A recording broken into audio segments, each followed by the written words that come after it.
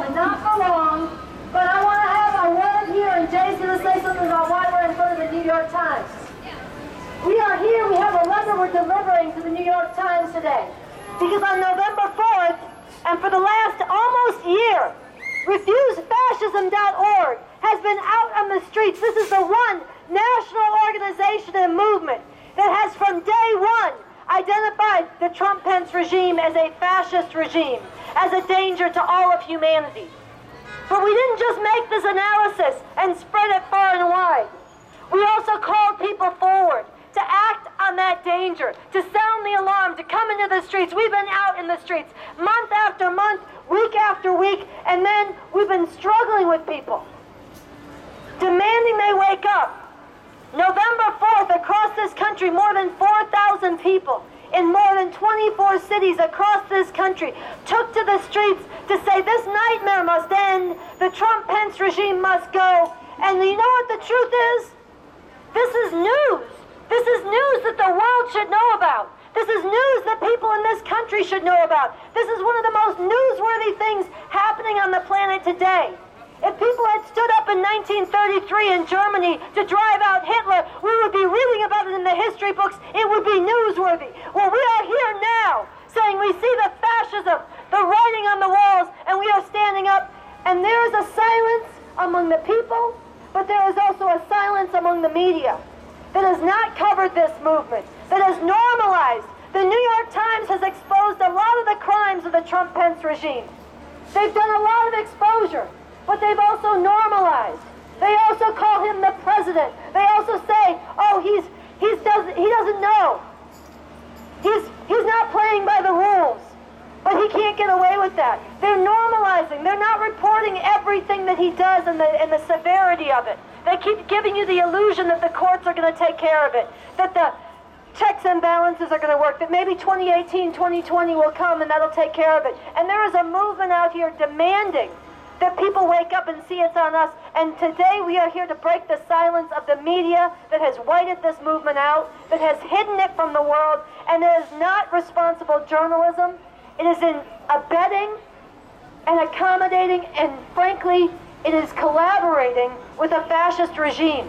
And so I want to ask everybody, before we give this letter to them, Jay is going to say something real quick, but I want everybody right now to break the silence, make some noise.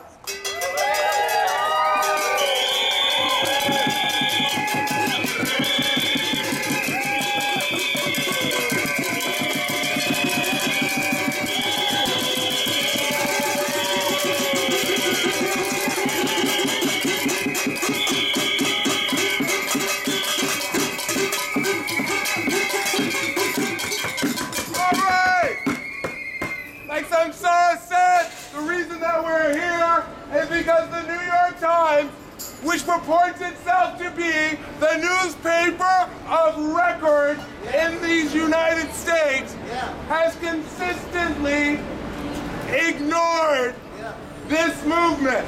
It has consistently normalized the hell that our country is going through. We are living with a racist, misogynist pig. No, I'm sorry, that is an insult to pigs. I don't want to be speciesist. I don't want to compare a perfectly intelligent animal with a moron that sits in the Oval Office